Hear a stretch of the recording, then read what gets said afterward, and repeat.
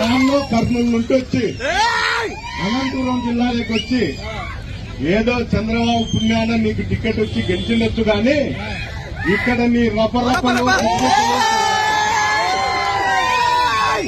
ఇక్కడ ఒక వైఎస్ఆర్ కార్యకర్త ప్రతి ఒక్కరు కూడా ఒక సైనికుడే జగనన్న స్ఫూర్తితోనే మేము పోరాడతాం. అన్ని విధాలా కూడా అందరికీ తోడుగా ఉంటాం. ఎందుకు చెప్తానా అంటే ఈ సందర్భంగా ప్రతి ఒక్క ఎమ్మెల్యే కూడా రెచ్చగొట్టే ధోరణిలో పోతారు కాబట్టి ఈ రెచ్చగొట్టే ధోరణి మానుకోవాలి.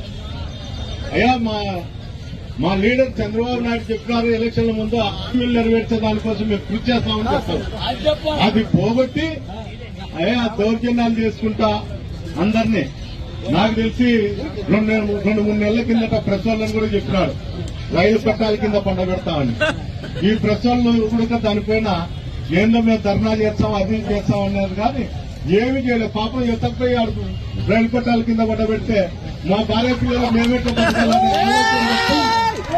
అతని మీద తిరుగుబడి అతని అక్కడ జరుగుతున్న అరాచకాలపైన దోపిడీలపైన ఏ ఒక్కరు కూడా స్పందించే పరిస్థితి లేదు. ఏమంటే ఒక భయం. ఈ రోజు చాలా మంది ప్రజలను సంక్షేమ పథకంలో నడిపిండే అని చెప్తే మాకు సంక్షేమం కావట్లేదు ఏం కావట్లేదు, మేము దౌర్జన్యాలు దోపిడీలతోనే బతుకుతాము, మా ప్రభుత్వం ఉండేదే అందుకోసము, మా నాయకులు కూడా అదే పాటలు నడచమని చెప్తున్నారనే సందేశం ప్రజల్లోకి పెట్టినారు. ప్రజలు మీరే ఆలోచన చేయాల. ఆ రోజు చంద్రబాబు నాయుడు గారు మీటింగ్లు చెప్పి ఏ హామీలు ఇచ్చినారో ఆ హామీల కోసం మనం పోరాడాలా.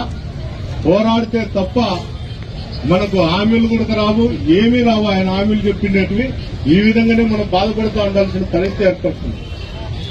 ఇవన్నీ ఈ రోజు మన నాయకుడు జగన్మోహన్ రెడ్డి గారు ప్రజల్లోకి వచ్చి ఇవన్నీ చేస్తారు.